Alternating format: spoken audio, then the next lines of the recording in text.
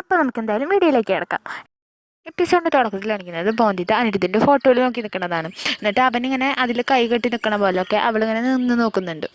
അപ്പോൾ ബിഹാരി അവളുടെ പിന്നാലെ നടക്കുന്നുണ്ടാവും. അപ്പോൾ ബിഹാരിയോട് അവൾ ചോദിക്കുകയാണ്, നിങ്ങൾ ആരാ എൻ്റെ പിന്നാലെ ഇങ്ങനെ നടക്കുന്നുണ്ടല്ലോ എന്ന് ചോദിക്കുമ്പോൾ ബിഹാരി പറയണം, ഞാനിവിടുത്തെ വേലക്കാരനാണ്. അപ്പോൾ ബോന്തിട്ട് ചോദിക്കുന്നത്, വേലക്കാരനോ എന്ന് വെച്ചാൽ എന്താ? അപ്പോൾ പറയും, മുതലാളിക്ക് വേണ്ടിയിട്ട് എല്ലാം ചെയ്തു കൊടുക്കുന്ന അവരുടെ ഒരു സഹായിയാണ് ഞാൻ എന്നൊക്കെ ബിഹാരി ഇങ്ങനെ പറയുന്നുണ്ട്.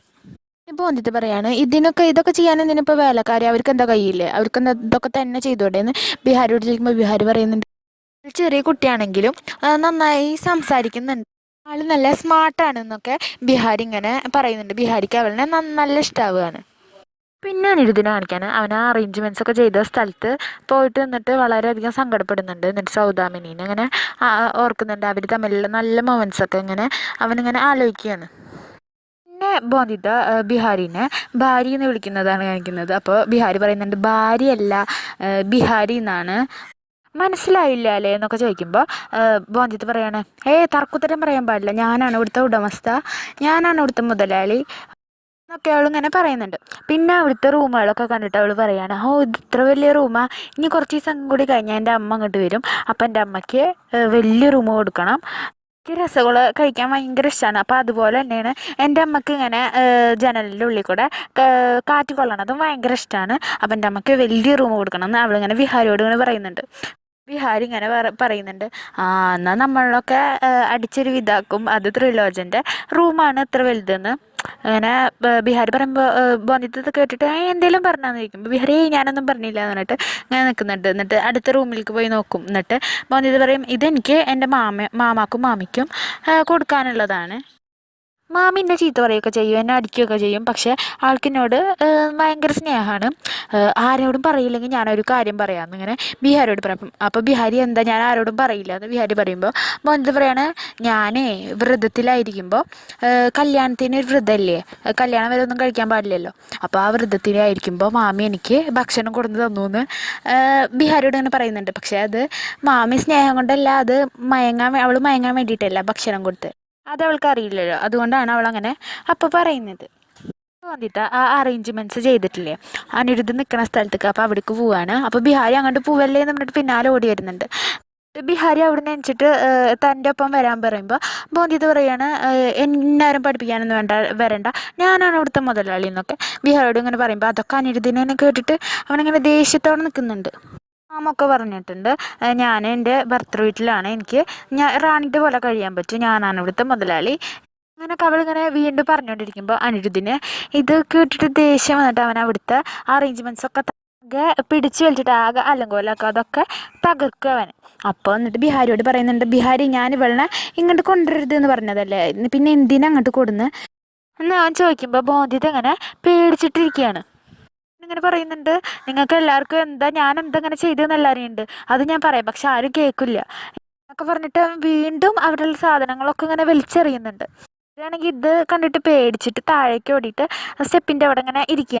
എന്നിട്ട് പറയാണ്, രക്ഷപ്പെട്ട്, എന്ത് ഭംഗിയുണ്ടായിരുന്നത് ആ പൂവ്, ആ ഒരുക്കിയതൊക്കെ ഒക്കെ നശിപ്പിച്ച് ഞാൻ എൻ്റെ അമ്മോട് പറഞ്ഞു കൊടുക്കും, എന്നെ കെട്ടിയ ഭർത്താവ് ഒരു നല്ല മനുഷ്യനാണ്, ഒരു വൃത്തികെട്ട മനുഷ്യനാന്ന് അമ്മോട് പറയുന്നൊക്കെ അവളിങ്ങനെ ഇരുന്ന് തന്നെ പറയുന്നുണ്ട്. എന്നിട്ട് പറയുന്നുണ്ട്, എനിക്ക് വിശക്കുന്നു, ഞാൻ എന്തപ്പം ചെയ്യുക, ഇവിടുന്ന് ചീത്ത മാത്രമേ തിന്നാൻ കിട്ടുന്നുള്ളൂല്ലോ എന്ന് പറയുമ്പോഴാണ് അവിടേക്ക് ബട്ടൂക്ക് ഇങ്ങനെ വരുന്നത്. അപ്പോൾ ബട്ടൂക്കിനോട് ഇവിടെ എന്തെങ്കിലും കഴിക്കാൻ കിട്ടുമോ എന്ന് ചോദിക്കുമ്പോൾ ബട്ടൂക്ക് പറയും, ഈ നേരത്തൊന്നും ഇവിടെ ഒരു ഭക്ഷണം കിട്ടില്ല, 10 മണിക്ക് ശേഷം ഇവിടെ ആർക്കും കഴിക്കാൻ കിട്ടില്ല എന്ന് ബോന്തോട് ഇങ്ങനെ പറയുമ്പോൾ, അപ്പോൾ 10 മണിക്ക് ശേഷം വിശന്നാലോ എന്ന് ബോന്തിത് അങ്ങനെ ബട്ടൂക്കിനോട് ചോദിക്കുമ്പോൾ ബട്ടൂക്ക് പറയണേ, നീ എന്താ ടീച്ചറാണോ അങ്ങനെ ചോദ്യങ്ങളൊക്കെ ചോദിക്കാമെന്ന് പറയുമ്പോൾ ബോന്ത പറയണേ, അതിൻ്റെ ആവശ്യമല്ലേ, അതുകൊണ്ടാണ് ഞാൻ ചോദിക്കുന്നത്, എൻ്റെ അമ്മയൊക്കെ എനിക്ക് രാവിലെയും ഉച്ചക്കും വൈകുന്നേരവും രാത്രിയൊക്കെ എനിക്ക് ഭക്ഷണം തരുമല്ലോ എന്നൊക്കെ ഇങ്ങനെ ബട്ടൂക്കിനോട് ചോദിക്കുമ്പോൾ ബട്ടൂക്ക് പറയാണ്, ഇവിടെ നാളെ ഇനി ഭക്ഷണം കിട്ടുള്ളൂ എന്ന് പറഞ്ഞിട്ട് അവനോട് പോവാണ്. അപ്പോൾ ബോന്തിത് പറയണത്, നാളെ വരെ ഒന്നും എനിക്ക് വെയിറ്റ് ചെയ്യാൻ പറ്റില്ല, എനിക്ക് നന്നായി വിശക്കുന്നുണ്ട്, അപ്പോൾ ആരും തന്നില്ലെങ്കിൽ ഞാൻ തേടി കണ്ടുപിടിക്കുക തന്നെ ചെയ്യുമെന്ന് പറഞ്ഞിട്ട് അവളവിടെ നിൽക്കണം.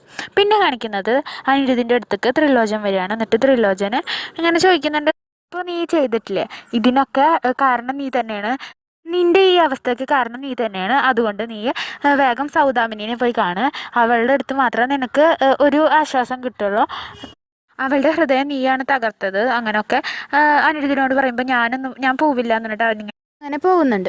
അപ്പോൾ സോംനാഥിനോട് ത്രിലോചൻ പറയാണ്, നീ പോയിട്ട് ഈ അനിരുദ്ധി ചെയ്തതൊക്കെ സൗദാമിനോട് പോയി പറയണമെന്ന് പറയുമ്പോൾ സോംനാഥ് പറയുന്നുണ്ട് ഞാനും എന്ന് പറയുമ്പോൾ നീ തന്നെ ഇതെല്ലാം പോയി പറയണമെന്ന് ത്രിലോചൻ പറയും. പിന്നെ സോംനാഥ് സൗദാമിനിയുടെ അടുത്ത് പോയിട്ട് ഏട്ടത്തിന്ന് വിളിക്കുമ്പോൾ സൗദാമിനി ഇങ്ങനെ നാണത്തോട് കൂടി പറയുന്നുണ്ട്, ഞാൻ ഇതുവരെ നിൻ്റെ ഏട്ടത്തി ആയിട്ടില്ല. അനിരുദ്ധ് വന്നോ? എന്നോട് ഇന്ന് രാത്രി കാണാൻ പറഞ്ഞിട്ടൊക്കെ ഉണ്ടല്ലോ, അപ്പോൾ എന്നെ വിളിക്കാൻ വന്നതല്ലേ നീ എന്നൊക്കെ സോംനാഥിനോട് ചോദിക്കുമ്പോൾ സോംനാഥ് പറയാണ്, അനിരുദ്ധ് വന്നു, ഒപ്പം ഒരു മണവാട്ടിയുണ്ട്, കല്യാണം കഴിഞ്ഞ്. സൗദാമിനി ആകെ ഞെട്ടിയിട്ട് നിൽക്കുകയാണ്, അവൾ നിന്ന് കരയുന്നുണ്ട്. അപ്പോൾ സോംനാഥ് പറയാണ്, എന്തായാലും ആ വന്ന പെണ്ണിനെ ഞങ്ങളാരും അംഗീകരിക്കാൻ പോണില്ല. ത്രിലോചൻ കാക്കൊക്കെ ഇത് അവളിനെ അംഗീകരിച്ചിട്ട് പോലുമില്ല. അതുകൊണ്ട് സൗദാമിനി തന്നെയാണ് ഞങ്ങളുടെ ഏട്ടത്തിന്ന്. അവളോട് ഇങ്ങനെ പറയുമ്പോൾ അവൾ പറയാണ്, ഞാനെന്നുള്ള നിൻ്റെ ഏട്ടത്തി ഇപ്പം അനിരുദ്ധ് കെട്ടി വന്നിട്ടില്ലേ, അവളാ നിൻ്റെ ഏട്ടത്തി, നീ ഇവിടുന്ന് പോകുമെന്ന് പറഞ്ഞിട്ട് അവിടെയുള്ള സാധനങ്ങളൊക്കെ വലിച്ചെറിയുന്നുണ്ട് അവൾ. പിന്നെ മോചിതനെ കാണിക്കണം, അവളിങ്ങനെ അടുക്കള അന്വേഷിച്ച് നടക്കുകയാണ്. എന്നിട്ട് അവസാനം അടുക്കളയ്ക്ക് എത്തും. എന്നിട്ട് പിന്നെ അടുക്കളയിൽ ഇങ്ങനെ ഓരോ പാത്രങ്ങളിൽ ഇങ്ങനെ ഭക്ഷണം ഉണ്ടോ എന്ന് ഇങ്ങനെ നോക്കുന്നുണ്ട്. എന്നിട്ട് മുകളിലത്തെ പാത്രത്തിൽ അവൾക്ക് എത്തുന്നില്ല. അപ്പോൾ അവളൊരു പാത്രം ഇട്ടിട്ട് അതിന് മുകളിൽ കയറി നിന്നിട്ട് ആ പാത്രം ഇങ്ങനെ എടുക്കാൻ നോക്കുമ്പോൾ ആ പാത്രത്തിലുള്ള അരിപ്പൊടിയൊക്കെ ഇങ്ങനെ നിലത്ത് പോകുന്നുണ്ട്. അപ്പോൾ അവൾ പേടിച്ചിട്ട് അതുമെന്ന് ഇറങ്ങിയിട്ട് ഒരു ഭാഗത്ത് പോയി നിൽക്കുമ്പോൾ അവിടെ ബിഹാരിയും ത്രിലോചനും അനിരുദ്ധൊക്കെ അങ്ങനെ ഓടി വരുന്നുണ്ട്. ഇതോടുകൂടി 11ാമത്തെ എപ്പിസോഡ് അവസാനിക്കുകയാണ്. ഇനി 12ാമത്തെ എപ്പിസോഡിൻ്റെ തുടക്കത്തിൽ കാണിക്കുന്നത് എല്ലാവരും ഇങ്ങനെ അടുക്കളയ്ക്ക് ഇങ്ങനെ വന്ന് നിൽക്കുകയാണ്. അപ്പോൾ ബോധിത്ത് ചോദിക്കുകയാണ് എല്ലാവരോടും കൂടിയിട്ട്, എന്താ ചെയ്യുക, എനിക്ക് നന്നായി വിശന്നു, അപ്പോൾ എല്ലാവരോടും ചോദിച്ചിട്ട് ആരും എനിക്ക് ഭക്ഷണം എടുത്ത് തന്നിട്ടില്ല, എന്താ ഭക്ഷണം കഴിക്കാണ്ട് ഇരുന്നിട്ട് മരിക്കുകയാണോ വേണ്ടത് അതോ ഭക്ഷണം കഴിക്കുകയാണോ വേണ്ടത് നല്ലത് എന്നവളിങ്ങനെ ഓരോ ചോദ്യങ്ങൾ ചോദിക്കുന്നുണ്ട് അവരോട്. അനിരുദ്ധിൻ്റെ ഡ്രസ്സ് പിടിച്ച് വലിച്ചിട്ട് ഇങ്ങനെ ചോദിക്കുന്നുണ്ട്, ഇപ്പോഴെന്താ മിണ്ടാണ്ട് നിൽക്കണം, എന്താ ഇവർക്കൊന്നും പറഞ്ഞു കൊടുത്തില്ല ഞാൻ ആരാന്ന്, ഞാനാണ് ഇവിടുത്തെ മുതലാളി എന്നൊക്കെ ഇങ്ങനെ വീണ്ടും അവരോട് ഇങ്ങനെ പറയുമ്പോൾ ത്രിലോചൻ പറയാണ്, അനിരുദ്ധ നീ എന്തായാലും ഞങ്ങളുടെ വേലക്കാരാക്കി ഇവളിനെ ഇവിടെ മുതലാളിയാക്കിയിട്ട് നീ കൊടുന്നേക്കാണെന്നൊക്കെ പറഞ്ഞിട്ട് ത്രിലോചൻ ഇങ്ങനെ നല്ല ദേഷ്യപ്പെടുന്നുണ്ട് അനിരുദ്ധിനോട്. അപ്പോൾ അനിരുദ്ധ് പറയാണ്, ഇവളിങ്ങനെയൊക്കെ പറയുന്നത് കാര്യമൊക്കെ ഇവൾ ചെറിയ കുട്ടിയല്ലേ, വിശന്നാൽ പിന്നെ അവൾ എന്ത് ചെയ്യുമെന്ന് പറഞ്ഞിട്ട് അവന് അവിടെയുള്ള ഭക്ഷണം അവൾക്ക് എടുത്തു കൊടുക്കുന്നുണ്ട്. എന്നിട്ട് പറയാണ് വയറ് നിറയെ കഴിക്കാൻ വേണ്ടി പറയുന്നുണ്ട്. എന്നിട്ട് ത്രിലോചനോട് പറയാണ്, ഒരു റോയ് ചൗധരി ഹവേലിയിൽ ഒരു ചെറിയ കുട്ടി പട്ടിണി എടുക്കണതാണ് നിങ്ങളുടെ അന്തസ്സെന്ന്. ത്രിലോചൻ ബിഹാരിയോട് പറയാണ് ഓയിൽ എടുത്തിട്ട് തല മസാജ് ചെയ്യാൻ വേണ്ടിയിട്ട്. അപ്പോൾ ബിഹാരി ചോദിക്കുകയാണ് ആരുടെ ബോധിതയുടെയാണെന്ന് ചോദിക്കും. ത്രിലോചൻ പറയാണ്, അല്ല ഞാനാണ് ഇവിടുത്തെ മുതലാളി, അപ്പോൾ ഇതുവരെ ഞാൻ തന്നെ ഇരുന്ന് എന്നെ നീ ദേഷ്യം പിടിപ്പിക്കരുത്, നീ വേഗം വായോ മസാജ് ചെയ്തായോ എന്ന് പറയും. എന്നിട്ട് ത്രിലോചൻ അവിടുന്ന് പോവാണ്. അപ്പോൾ സോംനാഥ് പറയാണ് അച്ഛൻ വിളിക്കുന്നുണ്ട് ഏട്ടനെ, അപ്പോൾ ഏട്ടൻ അച്ഛൻ്റെ അടുത്തേക്ക് പോവാൻ പറയും. പിന്നെ അച്ഛനെ കാണിക്കുകയാണ്. അപ്പോൾ അച്ഛൻ്റെ അടുത്തേക്ക് അനിരുദ്ധ് വരികയാണ്. അപ്പോൾ അച്ഛൻ പറയുന്നുണ്ട്, നീ എന്തിനു വേണ്ടിയിട്ട് അതൊക്കെ ചെയ്തെന്ന് എനിക്ക് മനസ്സിലായി. എന്നിട്ട് അവനെ കൊണ്ട് മദ്യം കുടിപ്പിക്കുന്നുണ്ട്. അവൻ ആദ്യം വേണ്ടാന്നൊക്കെ പറയുമ്പോൾ അവനെ കൊണ്ട് നിർബന്ധിച്ച് മദ്യം കുടിപ്പിക്കുന്നുണ്ട്. പിന്നെ ബട്ടൂക്കിനെയും ബോന്തിനെയും കാണിക്കുകയാണ്. അപ്പോൾ ബോന്തിത് അങ്ങനെ ബട്ടൂക്കിനോട് സംസാരിക്കുന്നുണ്ട്.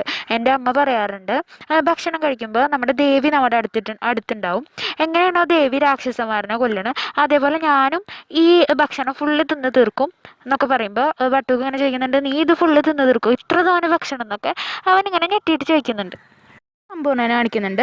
അവളുടെ ചടങ്ങുകളൊക്കെ കഴിഞ്ഞിട്ട് റൂമിലേക്ക് കയറാൻ നിൽക്കുമ്പോൾ അവിടെയുള്ള സ്ത്രീകൾ പറയുകയാണ്, ഇന്ന് കാലരാത്രിയാണ്, അപ്പോൾ ഭർത്താവിൻ്റെ ഒപ്പം ഉറങ്ങാൻ പാടില്ല എന്നൊക്കെ പറയുന്നുണ്ട്. സമ്പൂർണ്ണയുടെ ഭാഗം ഞാൻ അത്ര ഡീറ്റെയിൽ ആയിട്ട് പറയുന്നില്ല, കാരണം ഒരുപാട് എപ്പിസോഡ് ഉണ്ട്. അപ്പോൾ അവർ സംസാരിക്കണതൊക്കെ നമ്മൾ അത്ര ഡീറ്റെയിൽ ആയിട്ട് പറഞ്ഞാൽ എപ്പിസോഡ് നീങ്ങില്ല, അപ്പോൾ ഒരുപാട് ടൈം എടുക്കും. സമ്പൂർണ്ണയുടെ ഭാഗം പറയണം എന്നുള്ളവരാണെങ്കിൽ ഒന്ന് കമൻറ്റ് ചെയ്ത് പറയുക. അപ്പോൾ കഥയിലേക്ക് വരാം. അപ്പോൾ അനിരുദ്ധിനോട് അച്ഛൻ ഇങ്ങനെ പറയാണ്, നീ സൗദാമിനിനെ പോയി കാണണം, നീ സൗദാമിനിൻ്റെ അടുത്ത് പോയാൽ നിൻ്റെ ഈ അവസ്ഥയൊക്കെ മാറും, നീ നല്ല ഹാപ്പി ആവും എന്നൊക്കെ അങ്ങനെ പറയുന്നുണ്ട്. അപ്പോൾ അവനും പറയുന്നുണ്ട് മദ്യം കഴിച്ചുകൊണ്ട്, എനിക്ക് മിനീനെ പോയി കാണണം, അവളോട് ഞാൻ ഇന്ന് രാത്രി വരാമെന്ന് പറഞ്ഞിട്ടുണ്ട് എന്നൊക്കെ പറഞ്ഞിട്ട് അവിടെ നിന്നിട്ട് ഓടുകയാണ്. അപ്പോൾ അച്ഛന് നിന്ന് ചിരിക്കുന്നുണ്ട്. അച്ഛൻ്റെ ഒരു തന്ത്രമായിരുന്നു അവന് മദ്യം കുടിപ്പിച്ചിട്ട് സൗദാമിനിയുടെ അടുത്ത് എത്തിക്കുക എന്നുള്ളത്. പിന്നെ ബട്ടൂക്കിനും ബോന്തേനെയും കാണിക്കുകയാണ്.